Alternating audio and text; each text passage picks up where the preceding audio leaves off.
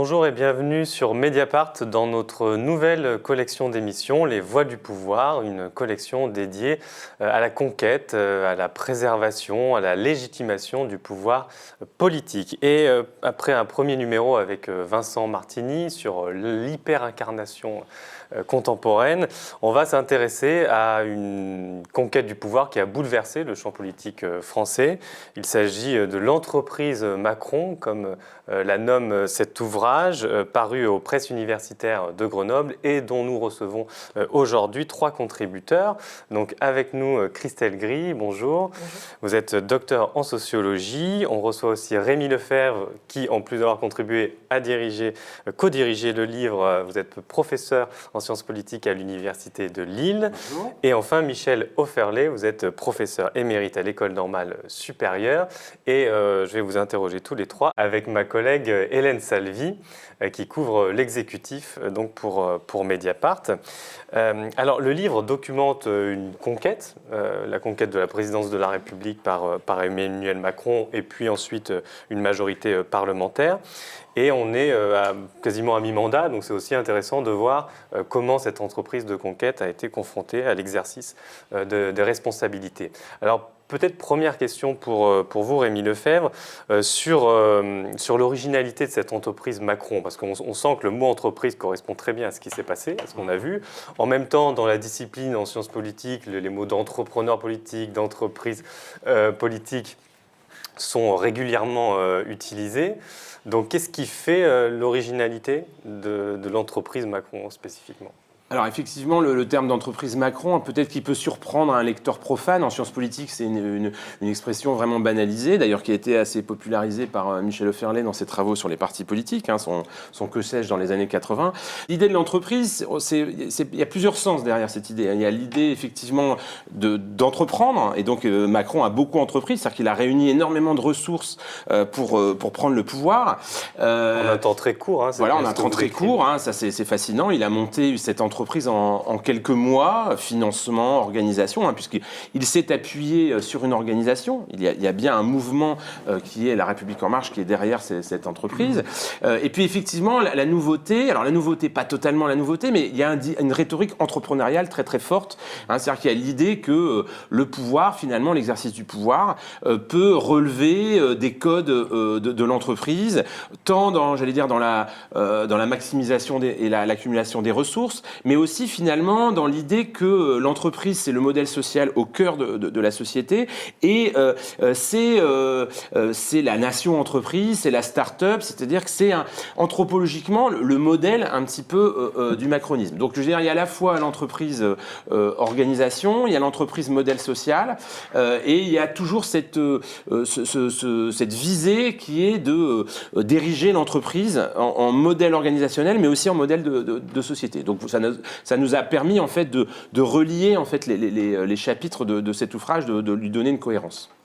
Est-ce qu'au bout de 2 ans et demi d'exercice du pouvoir, on peut dire que cette entreprise existe vraiment ? C'est-à-dire, est-ce que finalement, aujourd'hui, le constat qui est fait, c'est pas celui d'un entrepreneur seul à l'Élysée, concentrant tous les pouvoirs que lui confère la Ve République, et finalement un parti à côté, donc une entreprise politique qu'il a eu du mal à structurer et que les autres n'ont pas structuré dans sa foulée.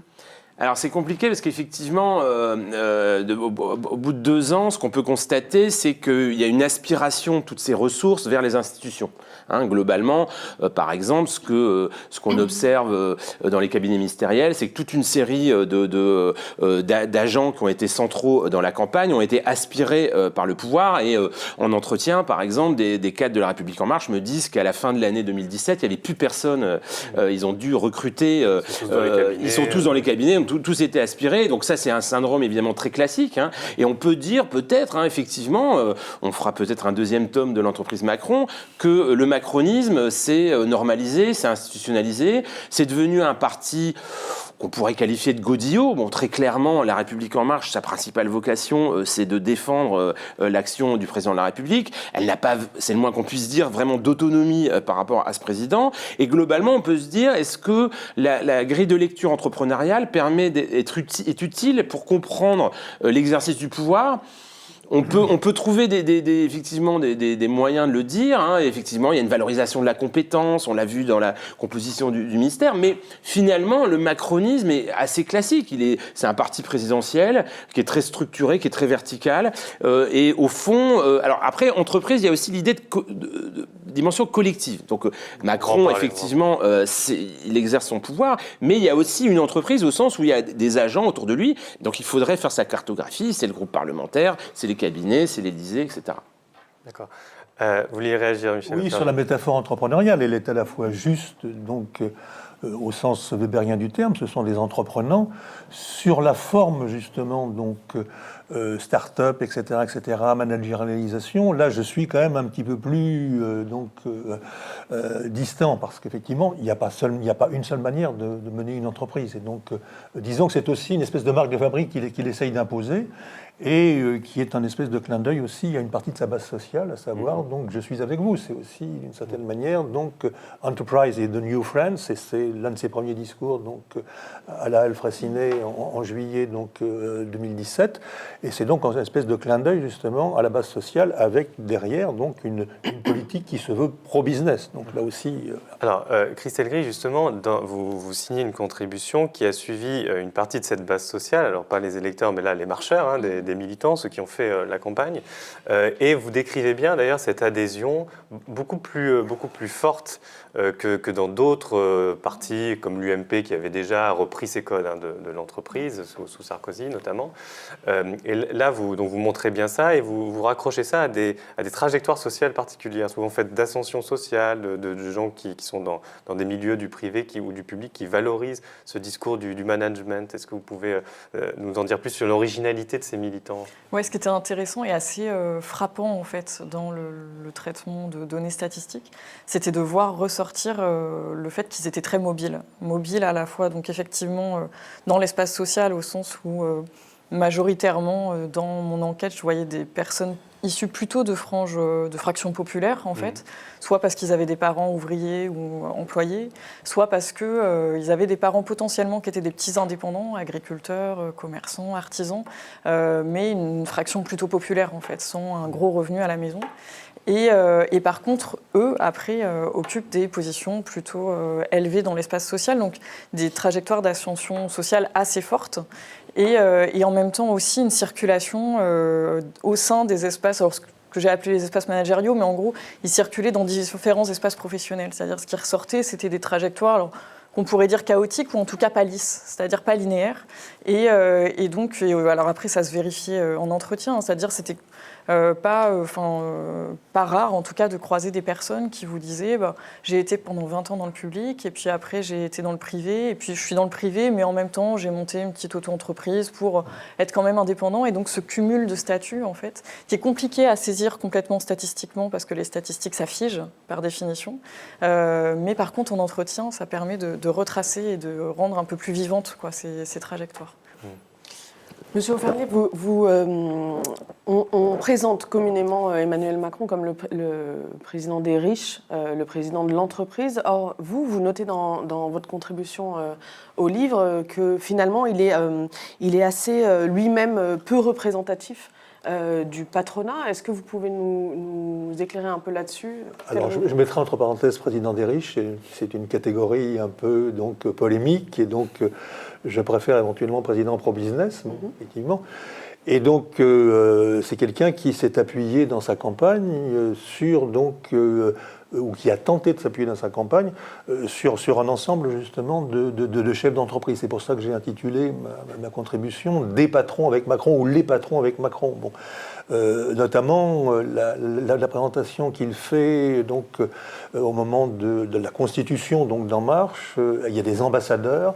Et parmi ces ambassadeurs, vous avez donc des représentants des différents types de patronat. Il y a à la fois un petit artisan, il y a également donc, la directrice donc, des Maisons Paul alcool et des macarons la durée, etc., etc. Et puis il y a également donc des gens qui sont d'une certaine manière plus dans le capitalisme, disons, international. Bon, alors cette présentation de soi comme étant donc transversale à l'ensemble des chefs d'entreprise, bon, c'est une présentation, mais qui ne tient pas. C'est-à-dire que là aussi, d'une certaine manière, la base sociale donc chez les chefs d'entreprise, c'est assez particulier. Bon, même s'il y a des ralliements après. Bon, la base sociale, c'est d'abord donc les start-up. C'est effectivement le monde de l'économie numérique. Bon, donc c'est quelque chose qu'il a cultivé donc depuis un certain nombre d'années. Il va au forum de Las Vegas. Il était ministre de l'économie. Il côtoie effectivement toute une série de gens de la nouvelle économie. Bon, et puis par ailleurs, il y a récemment aussi une partie donc des grands chefs d'entreprise français qui sont ralliés dès le début. Hein. Bon, je pense notamment donc à des gens comme Jean-Dominique Sénard, à qui il a proposé donc un ministère et qu'il a refusé, si vous voulez. Bon, et donc il y a une petite partie du CAC 40. Bon, mais en ce qui concerne l'ensemble des chefs d'entreprise, hein, pour autant qu'on puisse le savoir, parce que c'est une catégorie très petite, donc qui apparaît dans les sondages avec des effectifs extrêmement faibles. Bon, il n'a pas véritablement, si vous voulez, donc une base sociale électorale extrêmement plus élevée que ces résultats, donc 23% parmi les chefs d'entreprise, si on compare les différentes les différents sondages. En revanche, il y a une catégorie qui est plus large, c'est la catégorie de cadre sup du privé. Et donc, où là, effectivement, visiblement, il a un espèce d'écho. Bon, il y a tout un discours qui s'adresse justement à cette catégorie, qui est plus large que la catégorie patronale. Et avec justement, comme le disait Christine Gris tout à l'heure, également des gens qui sont des bilingues. Hein. C'est-à-dire qui passent, donc là aussi j'ai été frappé, donc, notamment dans un certain nombre d'entretiens que j'ai pu mener donc, pour le livre que je prépare sur les patrons et la politique, avec des gens qui sont donc passés du privé au public et du public au privé. Donc il y a effectivement, et c'est ce qu'on pouvait constater, donc notamment dans la composition du premier gouvernement Philippe, bon c'est un peu vrai également à l'heure actuelle, c'est des gens qu'il est difficile de coder. Ils ont fait éventuellement donc, un peu de privé, un peu de public, etc. etc. Et il y a une qui aurait pu être ministre, je vois Anne-Marie Idrac, qui a également accompagné donc l'aventure Macron, qui me disait effectivement, je me reconnais tout à fait là-dedans, je suis une bilingue, hein, je suis même une trilingue, puisque Anne-Marie Idrac a été haut fonctionnaire, a été ministre, a été dirigeante d'entreprise publique et est désormais consultante dans le privé. Donc c'est un peu, si vous voulez, ce monde-là. Et je crois qu'à terme, ce qui est intéressant de voir, au-delà effectivement des désignations et des stigmatisations qu'on peut faire, c'est justement de réfléchir à la manière dont le macronisme, là je m'appuie également sur les travaux d'Antoine Vaucher, va en quelque sorte travailler sur les frontières entre le privé et le public.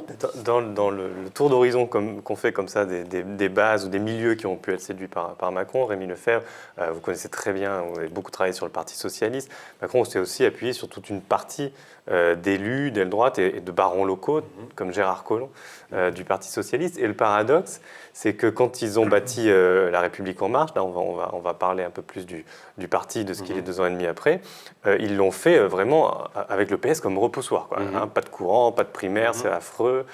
Comment vous lisez ce paradoxe? Alors effectivement, Macron, on a beaucoup mis en avant son côté disruptif, mais il a fait aussi beaucoup de transactions avec le vieux monde politique. Et globalement, qu'est-ce qui propulse Emmanuel Macron, ce qu'on pourrait appeler son capital politique primitif, c'est très largement des ressources qu'il accumule, notamment dans les territoires, auprès de l'appareil socialiste. Hein. Ceux qui misent sur Macron au départ, vous avez cité Gérard Collomb, mais il y a aussi Castaner, il y a Richard Ferrand, le Grand Ouest socialiste va beaucoup soutenir Emmanuel Macron, il y a Claude Patria, etc., donc François Patria. Donc il vient pas de nulle part, hein.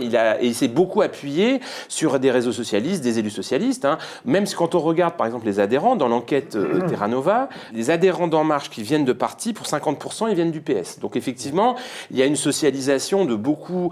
Stanislas Guérini, qui est aujourd'hui le délégué général de La République En Marche, et ce qu'on appelle autour de lui les Strauss-Kahniens qui sont passés par HEC, sont très très proches du Parti socialiste. Hein. Et aujourd'hui, quand on regarde dans les commissions, etc., il y a beaucoup de positions les plus importantes qui ont été confiées à des anciens socialistes. Et en même temps, mais je dirais en même temps, effectivement, Emmanuel Macron a voulu donner cette image de nouveauté, et quand il a construit le parti, très clairement, le repoussoir, c'était le PS. Hein. Ceux qui rédigent les statuts d'En Marche à l'été 2017, très clairement, l'antimodèle, c'est le Parti socialiste que ses dirigeants ont connu, avec deux versions, deux dimensions très importantes qui sont repoussoires. C'est la structuration territoriale et le poids des notables. Donc ça, c'est un contre-exemple. Hein. Il ne faut pas trop territorialiser la République En Marche.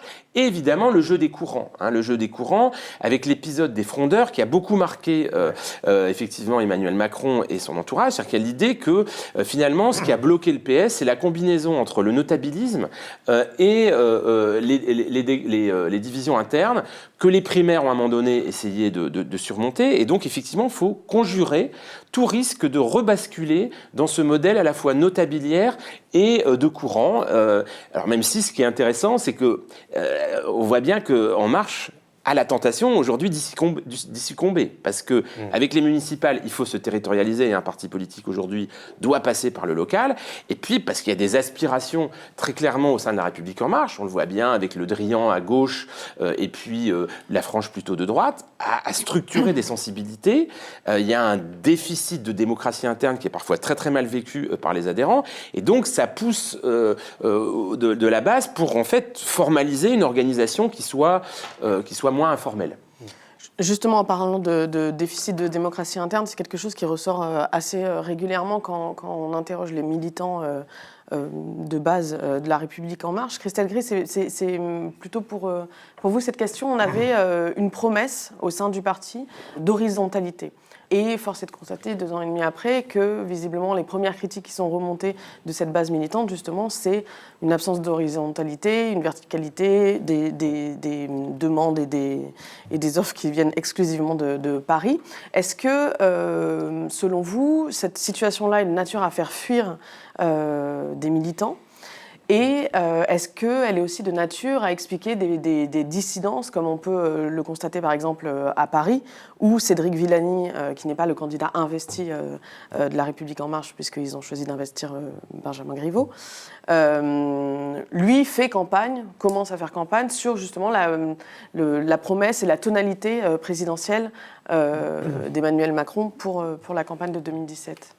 Oui, alors sans doute, forcément, le fait qu'il y avait cette croyance dans un modèle, effectivement, où on aurait presque fait remonter aussi du terrain le programme électoral de Macron. Il y avait aussi cet enjeu-là pendant la présidentielle. Donc, croire qu'on pouvait être entendu, qu'il y avait plus de démocratie, que c'était pas comme dans les anciens partis. Effectivement, le fait quelque part de pas territorialiser, c'était une façon d'être plus direct aussi avec l'accès au pouvoir, d'avoir moins de strates hiérarchiques, d'une certaine façon, si on reprend un peu la métaphore entrepreneuriale.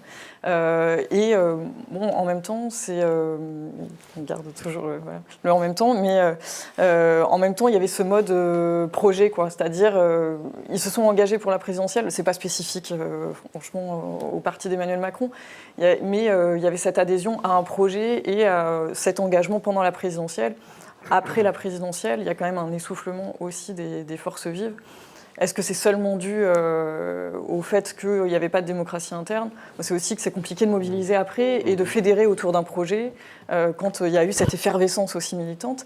Et sans doute redoubler du profil un peu particulier que j'évoquais, c'est-à-dire qu'il y a l'enjeu de la disponibilité biographique des gens pour s'engager. Quand on vient du privé, qu'il y a la moitié qui sont dans le privé, qui vous expliquent qu'ils ont posé des congés pour faire campagne, que c'est la première fois qu'ils font campagne, on a les 3/4 qui n'ont jamais milité dans un parti, donc c'est nouveau, il y a une effervescence, c'est la présidentielle, en plus on gagne, donc on y va, et puis en fait après il y a le retour à la réalité, il faut continuer à travailler. Vous citez un enquêté qui vous dit « ma femme et mes enfants font la gueule parce qu'ils ne m'ont pas vu pendant la campagne, alors maintenant il faut que je fasse gaffe ». Maintenant il faut que je fasse gaffe, donc du coup il y a un retour à la maison et on ne va pas forcément... Mais aujourd'hui il y a 80% des adhérents d'En Marche qui n'ont aucune activité, hein. Tout le monde le sait. Ouais, juste une chose, est-ce que ça veut dire que ces personnes peuvent être remobilisées en vue de la prochaine échéance électorale des municipales ? Ou est-ce que c'était circonscrit à la présidentielle ? Oui, alors là, on est en présence, je crois, à la fois d'un personnel politique qui est en voie de professionnalisation et qui, justement, a gagné en quelque sorte des tours de bête. Là, c'est l'hypothèse donc d'Étienne Ollion, c'est sur la file d'attente. Toute une série de gens sont passés avant les autres dans la file d'attente, justement. Bon. Mais également, je pense véritablement qu'il y a un certain nombre de gens qui n'ont pas forcément envie de se professionnaliser. Moi, mais même parmi les députés. Donc, de toute manière, il y en aura un certain nombre de sacrifiés, puisqu'il va y avoir une diminution drastique du nombre des députés. Et puis certains qui me disent, effectivement, je suis là pour une mission. Effectivement, ça a été un truc formidable, on s'est éclaté, la campagne, etc., etc. Mais pour toute une série de raisons, à la fois financières, familiales, j'ai pas envie de faire ce qu'ont fait les autres. J'ai pas envie de devenir justement. De suivre le cursus. Voilà, c'est ça. Et donc j'ai été député pendant 5 ans. Éventuellement, donc j'accepte parfaitement de revenir, de me replacer Alors ça, c'est le premier point, c'est sur les carrières ou le manque de carrière ou les perspectives. La deuxième chose, donc, c'est sur la question donc, du parti lui-même. Je crois qu'également, dans les déclarations donc, qui ont été faites à la fois par Macron dans Révolution et également donc, dans l'assise donc, du parti lui-même, informer, réfléchir, proposer. C'était l'idée de faire donc un parti qui n'était pas comme les autres, qui n'était pas comme les autres étaient devenus, et qui, en quelque sorte, devait revenir à la naissance des partis politiques, à savoir, les partis politiques, c'est aussi donc des organismes qui forment les individus, qui les occupent également, qui les amènent à militer, qui les amènent à s'investir également, et puis également qui les amènent à proposer un certain nombre de choses. Et donc, c'est ce qu'on a pu constater les uns et les autres, spécialistes des partis politiques et observateurs, à savoir donc les fonctions, comme on disait dans les années 60, des partis politiques se sont effondrés. C'est devenu qu'en quelque sorte un certain nombre de machines électorales qui ont délégué à d'autres le programme et qui ont délégué à d'autres également la formation. Alors je pense que là, donc il y a des enquêtes en cours. Moi, les entretiens que j'ai pu avoir avec des députés macronistes qui me disaient on passe à autre chose parce qu'en fait il ne se passe rien dans le parti. Et donc avec cette idée donc d'organiser les gens, que la société civile éventuellement aide les individus à faire des CV, éventuellement organiser des fêtes et des trucs comme ça. Je pense que de ce point de vue-là, le bilan est globalement négatif. Hélène. Il y a un certain nombre de promesses, on l'a vu, qui n'ont pas été tenues pour la construction du parti. Est-ce qu'avec le recul de 2 ans et demi, on ne pourrait pas dire finalement que La République En Marche, aujourd'hui, dans ses structures, est devenu un bon vieux parti de droite, avec un chef qui mène une politique et de droite, et qui a quand même beaucoup d'atours de cette droite bonapartiste, où tout était centralisé autour du culte du chef? Oui, d'un certain point de vue, effectivement, il y a une banalisation de l'organisation. Le côté de parti de droite, on le voit très très bien, par exemple, dans la désignation des candidats. Là, c'est stupéfiant. La désignation des candidats aux élections municipales se fait par une commission nationale qui statue pour toutes les villes au-dessus de 9000 habitants. Ça sonne très RPR, ce mode de fonctionnement, parce qu'effectivement, ce fonctionnement très très centralisé, où il n'y a pas de vote donc des adhérents, effectivement, s'apparente à ce qu'on voyait à droite. Un parti, effectivement, extrêmement verticalisé. Après, je dirais aussi que le contexte, c'est aussi, comme l'a dit Christelle, c'est les cycles du pouvoir. C'est-à-dire que finalement, aujourd'hui, on sait très bien que quand un parti est au pouvoir, il y a cette logique, en fait, du parti Godillot qui est structurelle et qui s'applique aussi à La République En Marche. Alors, j'observe quand même, pour être peut-être un peu plus nuancé, qu'il y a des choses quand même qui bougent à La République En Marche. Là, il y a eu un débat sur les statuts qui était assez intéressant sur la plateforme. Beaucoup de mécontentements qui ont été exprimés. Ça a été le cas aussi à Bordeaux lors de l'université d'été. Et il y a un changement des statuts et il y a une logique de territorialisation, de démocratisation relative. Donc il faut aussi penser qu'il y a des acteurs qui investissent cette organisation, qui veulent un peu la subvertir, qui veulent la faire bouger. Et peut-être que dans la perspective de la prochaine élection présidentielle, effectivement, pour remobiliser cette base militante, l'organisation va devoir donner des gages. Si tant est que Emmanuel Macron pense que son élection va se jouer de ce côté-là, parce que globalement, la croyance aujourd'hui qui est dominante chez une partie des élites politiques, c'est que finalement les partis ça sert plus forcément à grand-chose et que effectivement les réseaux sociaux, les plateformes Internet, tout ça, Oui, c'est des outils. Il y a eu quand même l'effet d'annonce, effectivement, qu'on va faire autre chose. Oui, bien sûr. Alors, bien sûr. quitte à se passer d'ancrage local, parce qu'il y en a certains quand même, des plus vieux routards de la vie politique, si j'ose dire, qui sont en train de voir là, ce qui se passe autour de Macron, des dirigeants actuels des LREM, et qui se disent mais on ne prépare pas du tout bien comme il faut les municipales, qui approchent là, c'est en marche. Oui, alors, il y a peut-être un Edouard point du coup que Philippe et j'ai pas abordé, c'est que ce qui est aussi, c'est que la fonction idéologique du parti n'est pas du tout assumée. Par exemple, concrètement, on aurait pu croire à un moment donné que le parti soit un creuset de réflexion. Quand on regarde le niveau, globalement, c'est très très faible. Il y a pas vraiment. C'est une plateforme qui pilote des projets locaux, qui forme effectivement. Il y a des plateformes 1000 talents, des projets, etc. vis-à-vis de la féminisation de la vie politique. Mais par exemple, c'est pas un intellectuel collectif du tout En Marche, ça c'est sûr. Juste pour revenir sur les patrons, parce que vous avez énormément travaillé sur le sujet, on pourrait dire que la politique qui est menée par Emmanuel Macron et le gouvernement est de nature à satisfaire le patronat. Est-ce que, au regard justement de vos travaux, vous avez le sentiment qu'ils sont définitivement séduits ou, à contrario, ils ont peut-être un peu déserté depuis 2 ans et par ricochet, est-ce que finalement cette adhésion du patronat, des patrons à un moment donné à Emmanuel Macron révèle pas en creux les failles de la droite traditionnelle des Républicains qui avaient plutôt le monde des affaires derrière eux avant? Alors, sur les Républicains, le monde des affaires, si vous voulez, lorsqu'on interroge donc des patrons petits, moyens et grands, l'une des caractéristiques donc, du discours des patrons, c'est les hommes politiques sont nuls en économie. Alors là, c'est clair, je veux dire. Donc, il y a juste éventuellement Jean-Louis Beffa à l'heure actuelle qui a rendu hommage à Chirac, mais j'ai entendu des choses épouvantables sur Chirac. Il n'avait rien fait, il est nul, il ne comprenait rien. Sarkozy, bon, il nous a bien intéressés en 2007-2008 et après ça a été épouvantable. Bon. Et donc, il y avait un gros espoir dans Fillon. Hein. Effectivement, moi, il y avait donc un groupe qui s'est formé, donc, qui s'appelait Entrepreneurs avec Fillon, EAF, et qui ont donc contribué, qui ont milité, etc. etc. Et Fillon, c'était vraiment le premier choix. Hein. Bon. Et Macron, ça a été le deuxième choix. Hein. Alors le deuxième choix, qui est devenu le choix raisonnable, donc bien entendu surtout pas Le Pen, et puis à partir du moment où Fillon commençait à se déliter complètement, il y a eu à ce moment-là des ralliements. Bon, Arnaud, c'est un ralliement de deuxième tour, hein, c'est pas un premier choix. Si vous voulez. Bon. Alors je fais toujours très attention quand on parle des patrons, parce que c'est un monde qui n'est absolument pas unifié. Si vous voulez. C'est l'une des catégories les plus hétérogènes qu'on puisse considérer dans toutes les CSP, avec des bacs plus 8, des bacs moins 3, etc., etc. Et avec donc, si vous voulez, donc vraisemblablement, lorsqu'on parle de patronat, on parle plutôt effectivement du patronat représenté par le MEDEF et la FEP. Bon.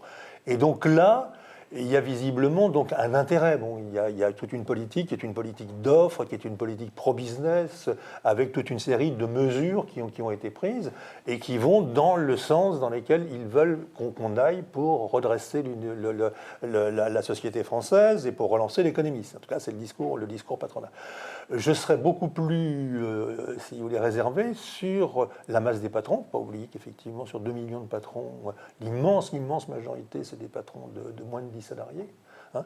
Et donc, d'une part, parce que, de toute manière, il y a également une petite partie non négligeable qui est le péniste, et donc qui se reconnaît dans tout à fait autre chose. Il y a également ce discours, quand même, qui est un discours très parisien et technocratique, des équipes patrons dans lesquelles les petits patrons ne se reconnaissent pas.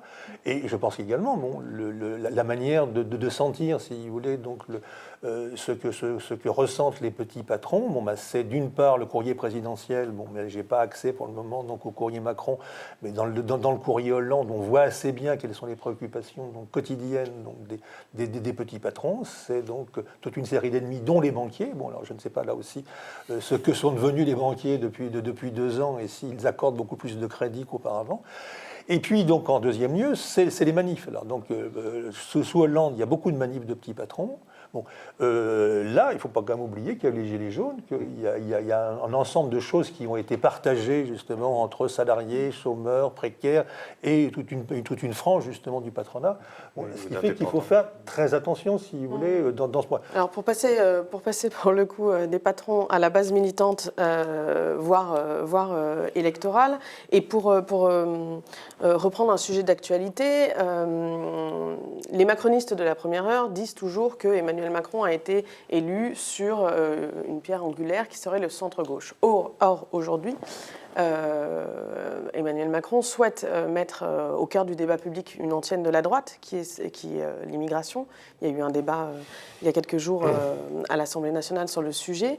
Est-ce que, en clair, comment vous interprétez cette volonté de remettre ce sujet au cœur du débat public, et est-ce que c'est de nature à satisfaire sa base initiale, ou au contraire à l'en éloigner complètement?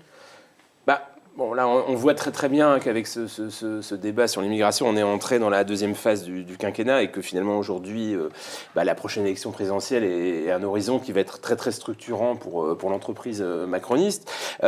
Moi, ce qu'on observe évidemment, alors on n'en parle pas dans le bouquin, c'est qu'il y a eu 3 états de l'électorat Macron. Il y a l'état présidentiel, l'électorat présidentiel qui est un électorat extrêmement composite, très très hétérogène, avec effectivement 50% des électeurs de Hollande en 2012 qui votent pour Macron, mais pour des raisons parfois, j'allais dire, un vote par défaut. Et puis donc une partie de l'électorat, une petite partie d'électorat de droite. Aux élections législatives, il y a déjà une droitisation qui s'opère, qui est assez spectaculaire, suite à la nomination d'Édouard Philippe comme Premier ministre. Et puis, aux dernières élections européennes, on a vu très clairement le centre de gravité de l'électorat Macron très clairement se déplacer vers la droite. On le voit dans la géographie, on le voit dans le vieillissement de l'électorat, etc. Donc, d'un certain point de vue, la base, j'allais dire, à mobiliser n'est plus forcément celle de 2017, mais aujourd'hui, c'est en résonance, effectivement, avec une partie de l'électorat qui s'est droitisé. Donc on peut penser qu'aujourd'hui, Emmanuel Macron a fait le deuil de remobiliser ses électeurs de 2017 et que finalement son discours se droitise en lien aussi avec l'évolution de son électorat. On verra dans les prochaines élections intermédiaires ce qui va se passer. Il y a cette idée finalement que son électorat de droite va finalement accepter ce discours sur l'immigration. Alors ça va évidemment poser des problèmes dans sa base, une partie de ses députés, mais bon, les députés aujourd'hui, leur capacité de nuisance quand même en marche est assez faible, et donc ça projette une prochaine campagne qui sera plutôt sur les thèmes régaliens, avec l'idée qu'en gros, voilà, je sais son discours, de dire qu'on ne peut pas ne pas parler d'immigration et que finalement ça va aussi remobiliser, ça va déstructurer aussi la gauche, la question des milieux populaires. C'est aussi, il est agile, Macron, il ordonne le débat, il pose l'agenda, une réponse aux gilets jaunes aussi. Juste pour compléter, par rapport à la base, vu que vous aviez aussi cette question-là, en 2017, en tout cas, quand on les interrogeait, l'immigration, c'était pas du tout une thématique importante. La grosse thématique, c'était l'économie. Les questions sociales et de santé étaient importantes, et puis l'Europe. C'était les 3 grosses thématiques qui ressortaient dans mon enquête, en tout cas, localement. Ça ne veut pas dire après que si on lance le débat sur l'immigration, que ça ne les intéressera pas, mais spontanément, en tout cas, c'était ces 3 grosses thématiques qui les intéressaient. Donc après, pour structurer les débats au sein d'un parti, il faut aussi organiser les choses pour que ça prenne aussi et que les militants s'y engagent, et prennent partie au débat. Sur les fidélités des députés, il y a malgré tout des conditions de possibilité de dissidence. Bon, il y en a quand même. Il y en a déjà eu des départs. Il y a déjà eu des départs également. Bon, il y a des réticences. Et éventuellement, justement, lorsque la nouvelle carte électorale sera donc dessinée, il est possible que des gens n'aient pas. Ce qui n'est pas sûr, Michel, parce que cette redéfinition de la carte, est-ce qu'il y aura vraiment une réduction du nombre de députés?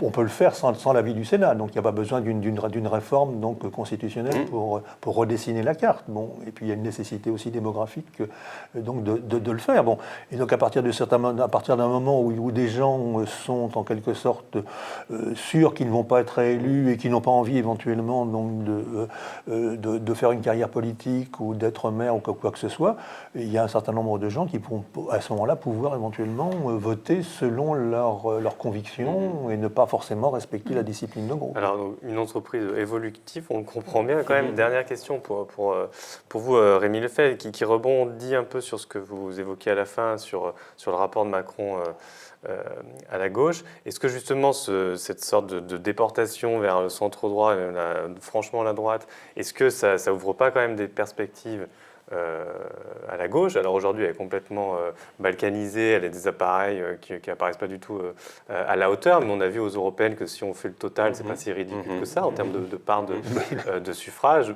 moyennant le fait que c'est un scrutin sans doute particulier qui n'est pas le même qu'une présidentielle, mais du coup, est-ce que vous voyez quand même un peu une petite lueur pour cet espace qui s'ouvre à gauche, ça fait depuis le début, depuis 2017, on en parle. Hein. C'est-à-dire que finalement, on se dit, une des énigmes quand même de ce qui se passe dans la politique française depuis 2017, c'est que la droitisation en fait, d'Emmanuel Macron, à la fois dans le discours, dans la politique économique, dans l'électorat, n'a finalement pas ouvert un espace plus important à gauche. Enfin, il est potentiel. Effectivement, le problème, c'est un problème essentiellement d'appareil, d'organisation, de régulation de la concurrence. Et très honnêtement, on ne voit pas trop se tramer une réorganisation de la gauche, une unification de la gauche. Bon, il y a peut-être des laboratoires, ce qui se passe à Marseille, où on voit bien qu'il y a des frémissements.